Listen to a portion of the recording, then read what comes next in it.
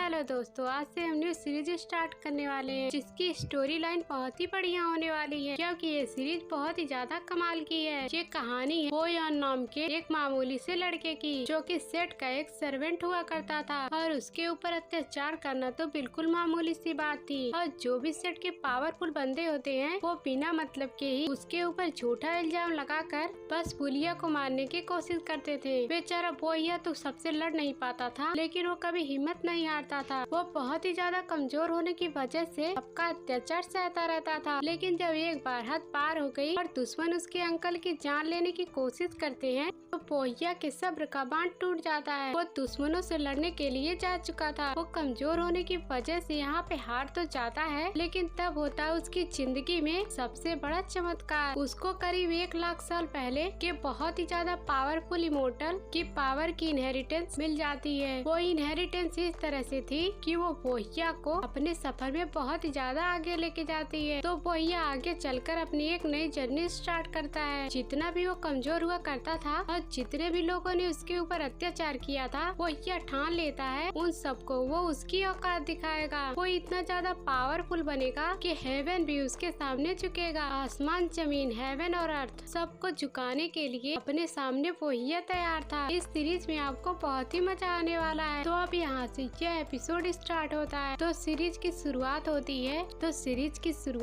है जू जियान क्लिप का सीन दिखाते हुए। ये क्लिप था हेवन में बना हुआ। वहाँ पे एक छोटी सी बच्ची बैठी होती है। उस बच्ची का नाम था मिंगलोंग। पर तभी आसमान के अंदर से आवाज आती है। वो जो आवाज आ रही थी वो मिंगलोंग से कहती है, आखिरकार तुम्हारी हिम्मत कैसे हुई? तुमने उस टेक्निक को कल्टीवेट किया जिस टेक्निक को कल्टीवेट करना बैन था और उसे कल्टीवेट करना तो बिल्कुल भी अलाउड ही नहीं था, जिसे तुमने कल्टीवेट कर लिया। और उसको कल्टीवेट करने के बाद तुमने बहुत सारे डीमंस को भड़का दिया जिसमें टोटल 10,000 डीमन बनते हैं और 10,000 डीमन हेवन के खिलाफ जाने के लिए तैयार है। और ये करके ना तुमने बहुत ही बड़ी गलती कर दी है। इसीलिए आज हम हेवन के कोर्ट से आए हुए हैं तुम्हें तुम्हारे कामों की सजा देने के लिए। तो मिंगलोंग तुम मरने के लिए तैयार हो जाओ तो तुम्हें पूरी तरीके से खत्म कर दिया जाएगा। तुम्हें इस काम की वजह से हेवन कोर्ट के जितने भी बंदे आए हुए थे वो एक बहुत ही ज्यादा पावरफुल फॉर्मेशन क्रिएट करना शुरू कर देते हैं जिससे कि मिंगलोंग की जान ले जा सके। लेकिन मिंगलोंग कहती है, अरे यार बस तुम फॉर्मेशन बनाते हो या फिर ढोल पीट रहे हो? मेरे कानों को बहुत ही ज्यादा दर्द हो रहा है, थोड़ा आराम से फॉर्मेशन बनाओ ना। और लगता है कि मुझे ही कुछ करना पड़ेगा। इसके बाद वो जो मिंगलोंग थी वो अपने कान के अंदर से एक स्टिक बाहर निकालती है और वो स्टिक कोई मामूली स्टिक नहीं बल्कि वो इतनी ज्यादा पावरफुल है कि जिसके सामने हेवन भी जल्दी नहीं टिक सकता। और जो भी फॉर्मेशन यहाँ पर कोर्ट के मेंबर बना रहे थे उसके ऊपर तो मिंगलोंग अपने स्टिक की मदद से टूट पड़ती है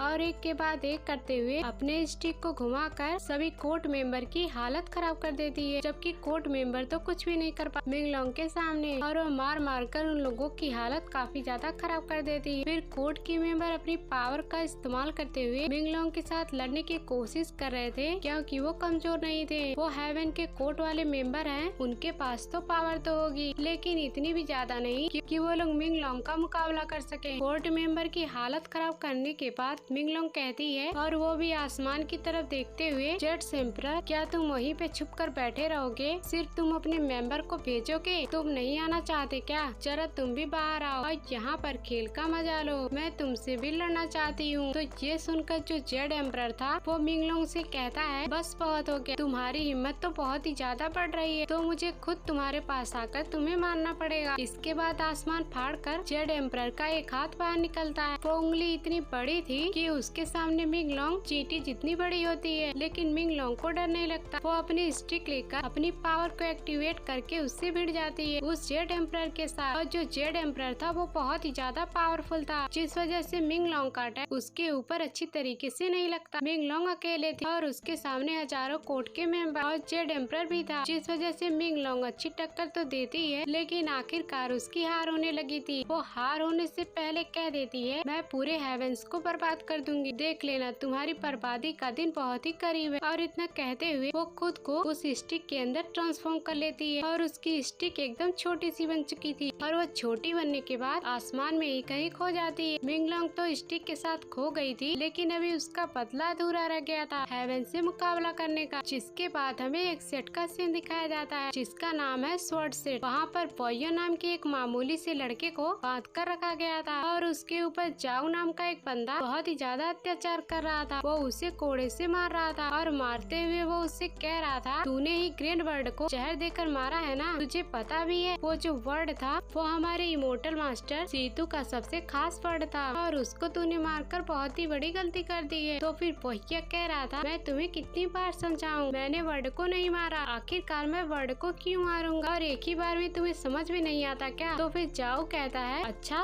तो ऐसी बात है, तो तुम कहीं के राजकुमार हो क्या, जो कि तुम इस तरह का एटीट्यूड मेरे सामने दिखा रहे हो। गुलाम हो तो तुम अपनी औकात में रहो और तुम अपनी औकात मत भूलो। तुमने मारा हो या फिर नहीं मारा हो, सजा तो तुम्हें ही मिलेगी, क्योंकि ये जिम्मेदारी तुम्हारी थी उन वर्ड को संभालने की। खाना तो तुम उनको देते हो, तो फिर जहर क्या कोई और डाल के जाएगा। तो तूने ही यहाँ पर उस वर्ड को जहर दे के मारा है, तो तू सजा काटने के लिए तैयार हो जा। तो बता, तू कबूल करेगा अपना अपराध या फिर नहीं करेगा, जल्दी बता, नहीं तो अभी मैं तुझे बहुत ही मारूंगा। और अगर तू मर गया तो कंफर्म हो जाएगा कि तूने यहाँ पर उस वर्ड को मारा है। तो बस वो इतना ही कह रहा था कि मैंने एक बार कहा ना, या फिर मैं 100 बार कहूँ, या फिर मैं 1000 बार कहूँ कि मैंने उस वर्ड को नहीं मारा है, तो मेरे 1000 बार कहने से सच झूठ या फिर झूठ सच में नहीं बदल जाता। तो फिर जाओ कहता है, बहुत ही बढ़िया, तूने तो बहुत अच्छी तरीके से बात भी बना ली और लगता है तू आज मेरा कोड़ा तोड़वा के ही रहेगा और मैं तुझे इतना मारूंगा जब तक ये मेरा कोड़ा टूट ना जाए। आज तो मेरे कोड़े की क्वालिटी चेक होनी चाहिए, क्योंकि मैंने इसे नया नया खरीदा है। लेकिन तभी वहाँ पे पोहिया के अंकल आ जाते, जिनका नाम अंकल सू था। अंकल सू यहाँ पर साऊ से कहते हैं, प्लीज इसको मत मारो, ये तो सिर्फ यहाँ पे 2 साल पहले ही आया है, उसको यहाँ के रूल नहीं पता कि क्या काम किए जाते हैं या फिर क्या काम नहीं किए जाते हैं, और इससे गलती हो गई तो इसके बदले मैं माफी मांगता हूँ। तो तुम पोहिया को जान से मत मारो, उसको प्लीज छोड़ दो। लेकिन पोहिया अंकल सू से कहता है, इसके सामने गिड़गिड़ाने की कोई जरूरत नहीं है, ये एक नंबर का धूर्तबाज आदमी है, आपकी बात नहीं सुनेगा, तो इसके सामने बोलने का कोई मतलब नहीं है। कि तभी वहाँ पर इमोर्टल सीतू जो था वहाँ पे पहुँच चुका था, जिसने कि जाओ को ऑर्डर दिया था पता लगाने के लिए कि किसने मेरे खास वर्ड को मारा है। तो फिर सीतू यहाँ पर आकर जाओ से कहता है, देख रहा है यहाँ पे कितनी रात हो गई, अब तो सुबह होने वाली है, तुझे तो छोटा सा काम दिया था इसके मुँह से उगलवाने का कि इसने मेरे वर्ड को मारा है या फिर नहीं मारा है, तो तू अभी तक यही काम नहीं कर पाया, तो क्या अब तुझे जिंदगी भर यही प्रूफ निकालना है तुझे। तो जाओ कहता है, सीतू मास्टर आप मुझे माफ कर दीजिए, ये लड़का बहुत ही ज्यादा जिद्दी है, मैं तो बहुत ज्यादा मार चुका हूँ भैया को, लेकिन ये मानने के लिए तैयार ही नहीं है कि इसने उस वर्ड को मारा है। मैं इसको मना लूंगा, आपको टेंशन लेने की जरूरत नहीं, बस थोड़ा सा टाइम दीजिए। तो फिर सीतू कहता है, मुझे ऐसा क्यों लगता है कि तूने अभी तक ढंग से अत्याचार इस भैया के ऊपर किया ही नहीं है, और अगर तुमने अच्छे से अत्याचार किया होता ना तो इसकी जुबान अपने आप चल जाती। रहम दिखा रहा क्या तो इसके ऊपर देख, मैं आखिरी बार कह रहा हूँ, मैं अपने 5 कदम बढ़ाऊंगा और मेरे 5 कदम बढ़ने से पहले इस भैया ने कबूल नहीं किया कि इसने इस वर्ड को मारा है, तो मैं सारा आरोप तेरे ऊपर लगा दूंगा कि तूने यहाँ पर वर्ड को मारा है, मैं तेरी जान ले लूंगा। तो मेरे 5 कदम बढ़ने तक का तेरे पास टाइम है, तो इससे पहले तू इससे उगलवा ले कि इसी ने उसको मारा है या फिर नहीं मारा है। ये सुनकर जाओ की हालत खराब हो जाती है और वो जल्दी से भागकर भैया के पास आता है और उसको कुत्तों की तरह मारते हुए कहता है, जल्दी बोल देना कि तूने मारा है, नहीं तो सीतू मेरी जान ले लेगा, और जल्दी से तू कबूल कर कि तूने ही वर्ड को मारा है। तो अंकल सू जो था वो यहाँ पर आकर सीतू से कहता है, प्लीज आप इसे माफ कर दीजिए, ये मेरी जिम्मेदारी थी उन वर्ड्स को खाना खिलाने, मुझसे ही गलती हो गई होगी जिसकी वजह से वो वर्ड्स मारे गए, और अगर आपको सजा देनी है ना तो आप मुझे दे सकते हैं, बेचारे भैया को छोड़ दीजिए, उसकी कोई गलती नहीं है। तो फिर सीतू कहता है, अच्छा बुड्ढे अब तू मुझे सिखाएगा कि मुझे किसको सजा देनी है और किसको सजा नहीं देनी है, इतनी हद बढ़ गई है क्या तेरी, लगता है ना उसके साथ तुझे भी मार खाने का बहुत ही शौक है। और उसे ऐसा धक्का मारता है कि जो अंकल सू था वो उड़कर दूर फेंका जाता है, बेचारा वो तो बूढ़ा ही था, तो उसकी हालत और भी ज्यादा खराब हो जाती है। तो फिर सीतू जाओ से कहता है, जा तू पहले जो अंकल सुन है ना इसको भी 2-4 कोड़े लगा, ज्यादा बोलने लग गया है मेरे बातों के बीच में, और इसको भी समझ में आना चाहिए कि जब मैं बात करता हूँ तो कोई तीसरा बीच में ना बोले। तो फिर वो जो जाऊ था वो अंकल सुन को मारने के लिए जाने लगा कि वो पहला ही कोड़ा क्या अंकल सुन को लगाता कि भैया अपना चैन तोड़कर हाथ से आजाद हो जाता है और उस कोड़े को हाथ से पकड़ लेता है, और वो कहता है, जब से तुम लोगों ने मुझे परेशान किया ना और मुझ पर अत्याचार किया और मुझ पर झूठा आरोप लगाया और मुझे कुत्तों की तरह मारा, मैं तो सब कुछ बर्दाश्त करता गया, लेकिन जब तुमने यहाँ पर मेरे अंकल सुन के ऊपर हाथ उठाने की कोशिश की है ना तो बस अब मेरे सब्र का बांध टूट चुका है और अब मुझसे और भी बर्दाश्त नहीं होता और जो तुम्हें करना था ना वो मुझ पे करना था, ना कि मेरे अंकल के ऊपर। तो फिर जाओ कहता है अच्छा तो तू मेरे से इस तरह से बात कर रहा है, तेरी जुबान ज्यादा तेज नहीं चलने लग गई? आंखें नीचे करके मुझसे बात कर वरना मैं तेरी आंखें नोच लूंगा। और वो उसे और भी ज्यादा मारने की कोशिश कर लेकिन वो उसको बहुत मारता है। उसको और मारने के बाद एक सीधा घसीट के पंच मारने गया था सीधा सीतू के ऊपर ताकि उसे खत्म कर दे, लेकिन पंच लगने से पहले जो सीतू था वो कोड़ा उठाता है और वो भैया के सीने के आर पार ही घुसा देता है। इस वजह से भैया की हालत एकदम खराब हो जाती है। इस पर सीतू कहता है भैया ने रूल तोड़े हैं, उसने मुझ पर हाथ उठाया तो मुझ पर हाथ उठाने की सजा ये है कि इस जगह पे उसकी जान ले ली जाएगी, तो मैंने इसको इसकी सजा दे दी है। तो क्या वो यहाँ पे मारा जा चुका है? कुछ ज्यादा इसके अंदर गर्मी छा गई थी और मैंने एक ही बार में इसकी जान लेके इसकी सारी गर्मी उतार दी। और सीतू के साथ एक लड़की आई हुई थी तो सीतू उससे कहता है तुम्हें तो मेरे बड़े भाई ने मुझे प्रोटेक्ट करने के लिए कहा है ना, तो तुम यहाँ पे खड़े खड़े क्या कर रही हो? देखो मैंने भैया को मारा, उसका खून मेरे कपड़ों पे आकर लग चुका है, तो इसको साफ कौन करेगा? तो वो लड़की कहती है देखो मुझे यहाँ पर तुम्हारे बड़े भाई ने भेजा है तुम्हें प्रोटेक्ट करने के लिए, ना कि तुम्हारी नौकरीगिरी करने के लिए, इसलिए जो तुम्हें करना है ना वो तुम अपने हद में रहकर बताया करो। तो फिर सीतू कहता है अच्छा तो तुम ज्यादा बातें मेरे बड़े भाई की मानती हो, चलो फिर कोई बात नहीं। इतना कहने के बाद वो उस लड़की के साथ वहाँ से चला जाता है और उसको लग रहा था कि यहाँ पर भैया मर गया और बेचारे अंकल सुन जो थे उनको तो बिल्कुल सदमा ही लग जाता है। नहीं ऐसा नहीं हो सकता, मैं नहीं मानता कि हम दोनों का कोई खून का रिश्ता नहीं था, लेकिन हम दोनों बिल्कुल फादर और सन की तरह रहा करते थे। भैया मैं तो तुमसे कुछ ही साल पहले मिला था, लेकिन हमारा रिश्ता ऐसा बन गया था कि हम जन्मों से एक साथ हैं। देखो आज मेरी वजह से तुमने अपनी जान गंवा दी। बेचारा अंकल सुन जो था वो यहाँ पर भैया की कब्र भी बना चुका था ताकि उसको दफना सके, क्योंकि एक चांस भी नहीं लग रहा था कि भैया यहाँ पे बचा होगा, क्योंकि उसकी सांसें तक नहीं चल रही। तो फिर अंकल सुन कहता है तुमने मेरे लिए इतना कुछ किया लेकिन मैं तुम्हारे लिए कुछ भी नहीं कर पाया, बहुत हो गया। मैं तुम्हारे लिए ऐसा करना चाहता हूँ जो तुम्हारी जिंदगी को पूरी तरीके से बदल दे, तो उम्मीद है कि तुम उसका सही तरीके से इस्तेमाल करोगे। तो इसके बाद वही स्टिक जिसके अंदर मिंगलोंग जाकर छिपी हुई थी और वो आसमान में कहीं खो गया था, वो स्टिक सीधा अंकल सुन जो था भैया के गले में टांग देता है। तो फिर अंकल सुन कह रहे थे यह स्टिक मेरे जनरेशन के हिसाब से आगे बढ़ते जा रही है, मेरे दादा के पास और दादा से पिताजी के पास, और पिता ने मुझे दिया और आज तक मैंने इसका इस्तेमाल कभी नहीं किया और ना कि मेरे जनरेशन में किसी ने किया था, पर आज मैं तुम्हें दे रहा हूँ ताकि तुम इसका इस्तेमाल कर सको। तुम बिल्कुल प्रबल दावेदार होगे इस चीज को इस्तेमाल करने के लिए। और जैसे वो स्टिक भैया के गले में गई थी कि भैया अपने आप को किसी और ही दुनिया में पाता है, वो बस ऐसे जमीन पे गिरता जा रहा। तो जिस पर भैया कह रहा था मुझे मरना नहीं है, मुझे जिंदा रहना है, मुझे अभी बहुत ही आगे बढ़ना है और मुझे अपने दुश्मनों को सबक सिखाना है और उनको उनकी औकात दिखानी है, तो इसीलिए मैं अभी नहीं मर सकता और मैं इतनी जल्दी में नहीं मर सकता, मुझे बचा लो। क्योंकि उसके सामने उसके सारे दुश्मन नजर आ रहे थे और वो सभी उसको नजर आ रहे थे जिसने उसके साथ गलत काम किया। और फिर भैया का दिल बैठा जा रहा था कि अगर मैंने अपने दुश्मनों को इसी तरह से छोड़ दिया तो मेरे मरने का क्या ही फायदा। कि तभी यहाँ पर एक अजीब सी आवाज सुनाई देती है। वो आवाज उसे कह रही थी मैं एक बहुत ही ज्यादा पावरफुल कल्टीवेटर हूँ, मैं बहुत ही जमाने से किसी ऐसे इंसान को ढूंढ रहा था जो कि मेरी इनहेरिटेंस हासिल कर सके, और देखो फाइनली मुझे वो इंसान मिल गया और तुम्हारे अंदर फुल पोटेंशियल जिसमें तुम मेरे इनहेरिटेंस का इस्तेमाल कर सकते हो, और जिसको भी मेरी इनहेरिटेंस मिलेगी ना वो आगे चलकर बहुत ही ज्यादा पावरफुल बनेगा और वो ऐसा इंसान बनेगा जिसके सामने कोई भी नहीं टिक सकता, यहाँ तक कि हेवन भी उसके सामने खड़ा होकर घबराएगा और उसका नाम सुनकर पूरे जमीन और आसमान में हर एक जिंदा चीज की रूह कांप जाएगी। और भैया के चारों तरफ अजीब तरह से पैटर्न बनने लगते हैं। ये वही पैटर्न थे जो कि इनहेरिटेंस उसके उस इमोर्टल के हासिल हो रहे हैं, जिस वजह से भैया की पावर बहुत ही ज्यादा हाई तरीके से इंक्रीज होने वाली थी। और इससे पहले जहाँ पर बिल्कुल कमजोर जिसके पास कल्टीवेशन का कुछ भी नहीं था, और अब उसके पास इतने ज्यादा पावरफुल इमोर्टल की इनहेरिटेंस आ चुकी थी। भैया यहाँ पे अपनी पावर की मदद से कह रहा होता है जब मुझे ये मिला है ना तो मैं इसकी जिम्मेदारी पूरी तरीके से उठाऊंगा और मैं ऐसा इंसान बनूंगा कि दुश्मन मेरे से कांपेंगे। मैं हेवन को अपने सामने झुका दूंगा और पूरे जमीन और आसमान पे मेरा ही राज होगा और पूरे दुनिया को मैं अपने दुश्मनों को मार मार कर पूरा शमशान घाटी बना दूंगा। और क्या ही कमाल का और एटीट्यूड वाला बंदा आगे चलकर बनने वाला है और उतना ही ज्यादा स्ट्रॉन्ग होगा जिसकी पावर का अंदाजा भी नहीं लगाया जा सकता। और अब यहाँ से भैया की जर्नी की शुरुआत हुई है, जिसके बाद भैया सीधा का सीधा उस स्टिक पे सवार होकर आसमान को फाड़ते हुए हेवन में पहुंच जाता है और हेवन का नजारा क्या ही खूबसूरत था। तो फिर भुइया कहता है अच्छा इसको बोलते हैं हेवन, जहाँ पे बहुत ही पावरफुल इमोर्टल रहा करते हैं। ये कितनी ज्यादा खूबसूरत जगह है, देख लेना वो दिन जरूर आएगा जब ये पूरा हेवन मेरे सामने झुककर खड़ा होगा। तो वहीं पे अंकल सू जो थे वो वहाँ पे टेंशन में थे कि वो अपनी स्टिक को भैया को दे दी, वो स्टिक काम करी है या फिर नहीं करी, और भैया अब तक होश में क्यों नहीं आया। कि तभी वहाँ पर साहू पहुँच जाता है, जो यहाँ पर आने के बाद कहता है ओए अंकल सुन, क्या हुआ, तुम अकेले बैठे हो, क्या सब ठीक है ना,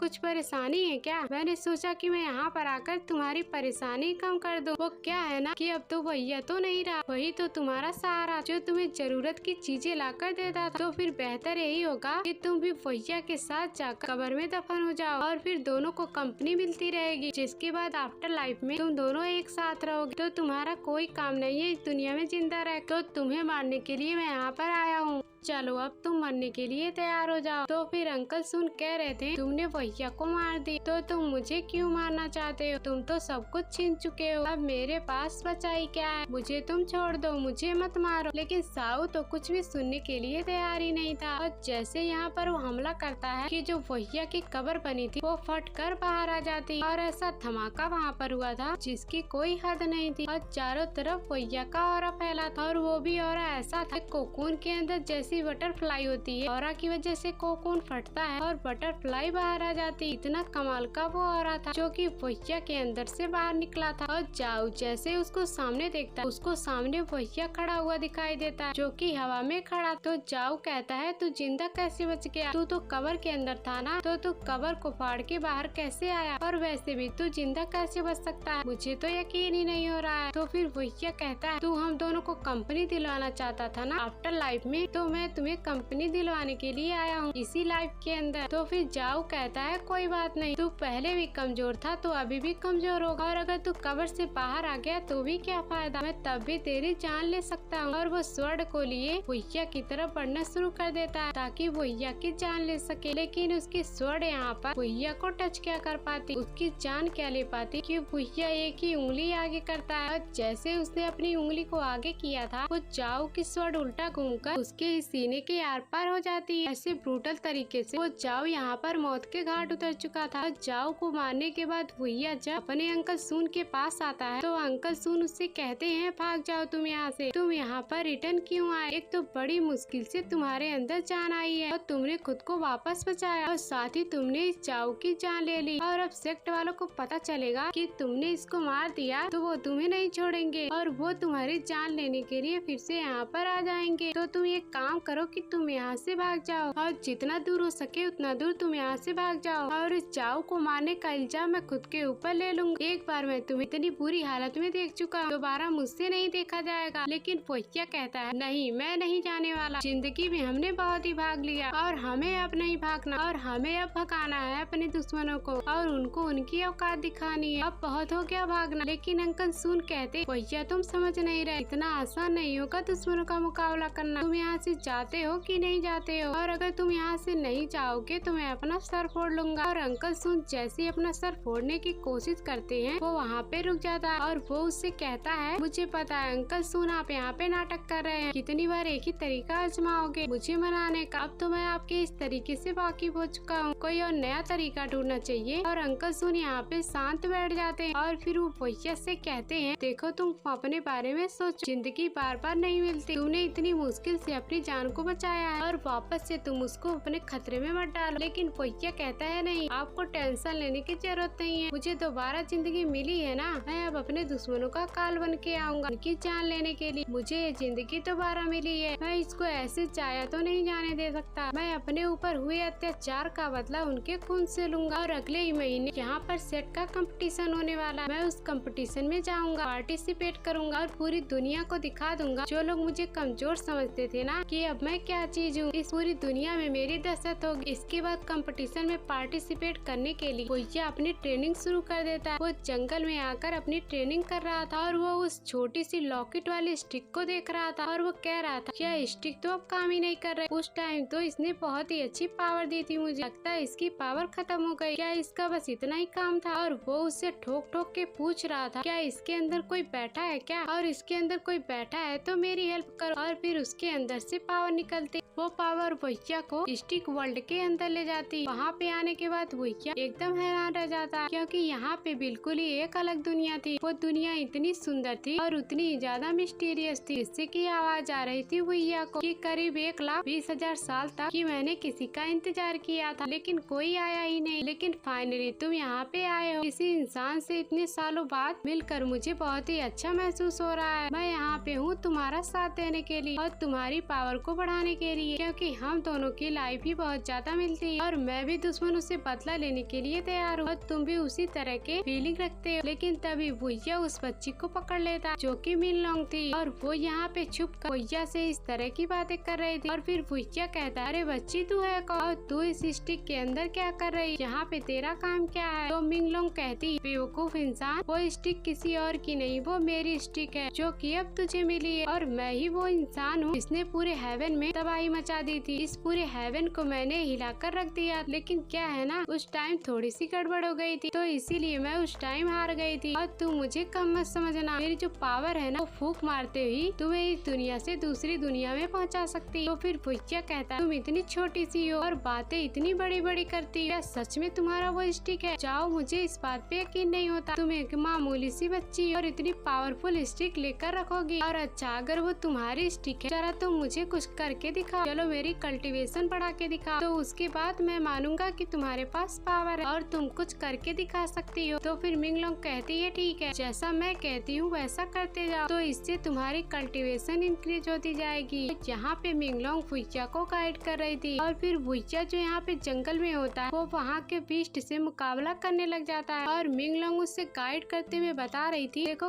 कल्टीवेशन की शुरुआत में ना सबसे पहले तुम्हें अपनी बॉडी को मजबूत बनाना पड़ता है, ताकि वो कल्टीवेशन को हैंडल करने के लायक हो जाए। और बॉडी को मजबूत बनाने के 3 स्टेप हैं, जिनको तुम 3 लेवल भी कह सकते हो। पहला लेवल होता है बॉडी के जो फ्लैश है, जो कि मसल्स को मजबूत बनाते हैं, और दूसरा लेवल होता है तुम्हारे शरीर के जो टेंडन होते हैं, उसको मजबूत बनाना, और तीसरा और आखिरी स्टेप होता है बॉडी को मजबूत बनाने, जो कि अपनी हड्डियों को मजबूत बनाना। और जब तुम ये 3 काम कर लोगे ना, तो तुम्हारी बॉडी इस काबिल हो जाएगी कि वो आगे के कल्टीवेशन लेवल को हैंडल कर सकोगे। तो चलो फटाफट काम शुरू कर दो और तुम्हें ये 3 लेवल अभी के अभी क्रॉस करने हैं, ताकि तुम्हारी बॉडी मजबूत हो जाए। और भुइया यहाँ पर बीस्ट के साथ फाइट कर रहा था और वो फाइट करते करते अपनी पावर को बढ़ाने की कोशिश कर रहा होता है, ताकि वो जो तीनों शुरुआत के लेवल होते हैं ना, उसे ब्रेक कर सके। और कुछ टाइम के अंदर ही उसने अपने मसल्स को पावरफुल बना लिया था, यानी कि पहला लेवल कंप्लीट हो गया। लेकिन यह करते करते करीब करीब उसको 1 महीना निकल जाता है और वो 1 महीने तक ट्रेनिंग कर रहा था। और फिर 1 महीने ट्रेनिंग करने के बाद वो अपने 3 लेवल को पूरा करता है, जिस वजह से उसकी बॉडी इतनी स्ट्रॉन्ग हो चुकी थी कि वो आगे के कल्टीवेशन को हैंडल कर सकता है। तो फिर मिनलोंग कहती है, तुम कितने ज्यादा स्लो हो, तुमने तो 1 महीना लगा दी और वो भी 3 मामूली से लेवल सीखने में, ये तो मेरा 3 मिनट का काम भी नहीं था, तुम तो बहुत ही कमजोर हो और तुम्हें पावरफुल बनाने में मुझे बहुत ही मेहनत करनी पड़ेगी, तुम तो पूरी तरह से मुझे थका दोगे। तो फिर वो यह सोच रहा था, अरे यार, बाकी लोगों के कल्टीवेशन तो अच्छा लेवल होता है और अलग अलग तरह के लेवल होते, लेकिन इस मिनलोंग का कल्टीवेशन इतना अजीब क्यों है, मसल्स वाला, टेंडन वाला और बोन्स वाला, ये कैसा कल्टीवेशन होता है? तो फिर मिनलोंग कहती है कि बाकियों की तरह ही बनना है या फिर उनसे आगे निकलना, तो अब मैं जो कहती हूँ वो करते जाओ, वरना मुझे गुस्सा आ जाए। कि तभी भुइया को जंगल में थोड़ी सी दूरी पर फाइट की आवाज सुनाई देती है, मानो कि यहाँ पर किसी की फाइट हो रही हो। इसके बाद हम जंगल में उसी जगह का सीन देखते हैं जहाँ पे सच में फाइट हो रही थी, और वहाँ पर एक लड़की थी जिसका नाम था जानली। वो जब जंगल में आई हुई थी, तो अचानक से एक बहुत ही पावरफुल भालू था जो कि उसके पीछे पड़ चुका। भालू भी मामूली नहीं बल्कि बिल्कुल अजीब सा दिखाई दे रहा था, और जानली उस भालू से फाइट करने की कोशिश करती, लेकिन उसकी पावर कम पड़ते जा रही थी और बहुत ही ज्यादा पावर इस्तेमाल करने के बाद उसकी पावर एडजस्ट हो जाती। इस वजह से वो भालू अभी जानली के ऊपर भारी पड़ रहा था, लेकिन वो उसकी जान ले पाता कि तभी वहाँ पर भुइया पहुँच जाता है, जो अपने स्टिक की मदद से भालू के ऊपर हमला करना शुरू कर दे। और वो जानली से कहता है, आ जाओ मेरे पास आ जाओ, मैं तुम्हें बचा लूंगा, ये भालू तुम्हारा कुछ नहीं कर पाएगा। और उसकी पावर देखकर जानली कहती है कि तुमने तो अभी अपने 3 लेवल को ब्रेक थ्रू किया है ना, तुमने तो अभी कल्टीवेशन की ढंग से शुरुआत भी नहीं की, तो तुम्हें पता है ये जो बीस्ट है ना, वो लेवल 6 का बीस्ट है, तो तुम इसका मुकाबला नहीं कर पाओ, तो तुम मुझे यहाँ से भगा ले चलो। हम यहाँ से भाग जाते हैं। इसलिए भुइया यहाँ पर उस बीस्ट से बचते हुए वहाँ से भागने की कोशिश कर रहा था, और वो जंगल के जंगल को पार करता जाता, लेकिन वो बीस्ट तो रुकने का नाम ही नहीं लेता। और जो मिंग लोंग थी वो भुइया से कहती है, अबे गधे आदमी तू भाग क्यों रहा है, तुम भागो मत, जाके बीस्ट से फाइट करो। मैंने तुम्हें डर के भागने के लिए टेक्निक सिखाई है क्या?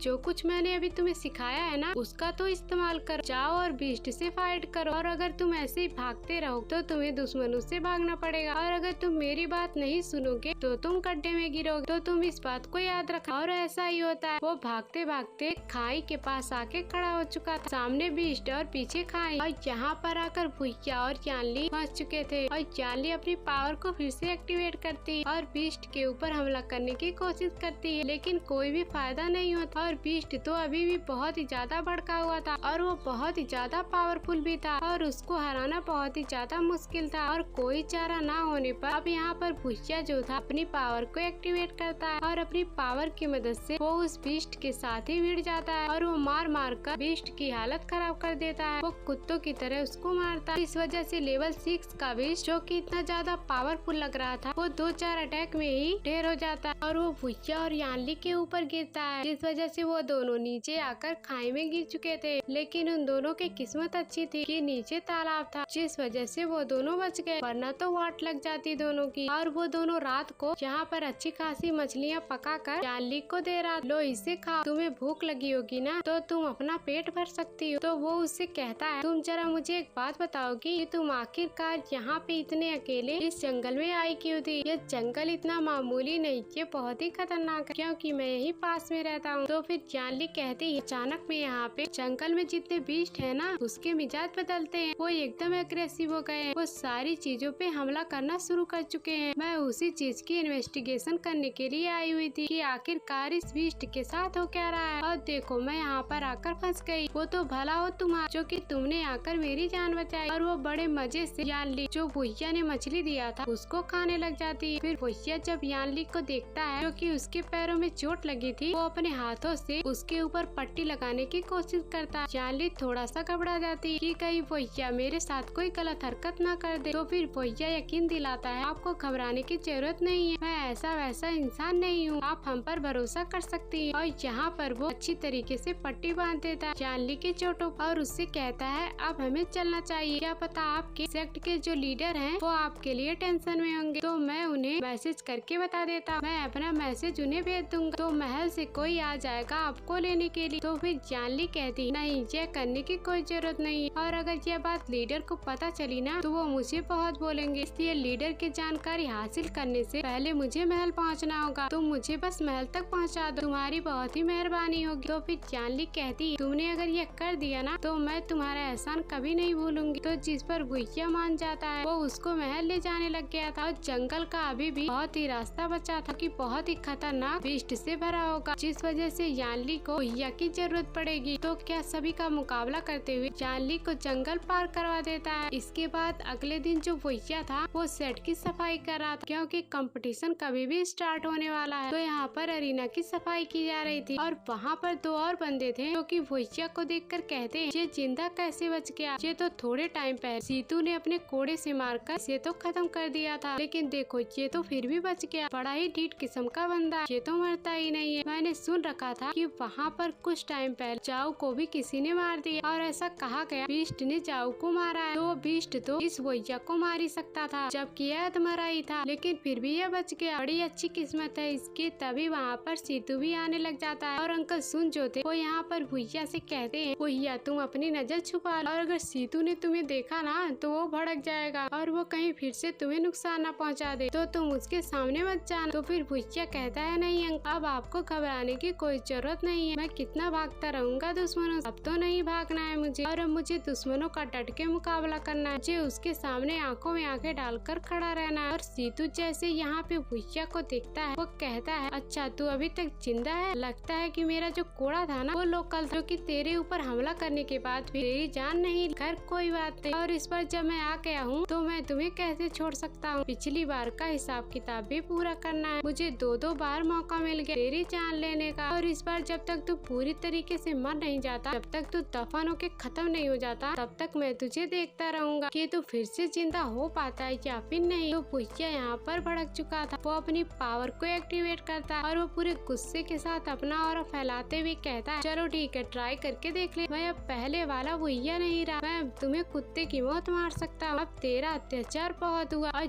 ये देखकर वहाँ पे खड़े जितने भी लोग थे एकदम तंग रह चुके थे। अरे ये भैया को हो क्या गया, ये डरपोक इंसान इस तरह से कैसे बात कर रहा है। लेकिन यहाँ पर इन लोगों की फाइट हो जाती, लेकिन तभी वहाँ पर उड़ते हुए कोई आता है, जो कि आने के बाद कहता है बस बहुत हो, रुक जाओ यहाँ पर। वो कौन उड़ते हुए आया था इसके बारे में हमें नहीं बताया जाता। तो इसी के साथ यह एपिसोड यहीं पर एंड हो जाता है। Thanks for watching.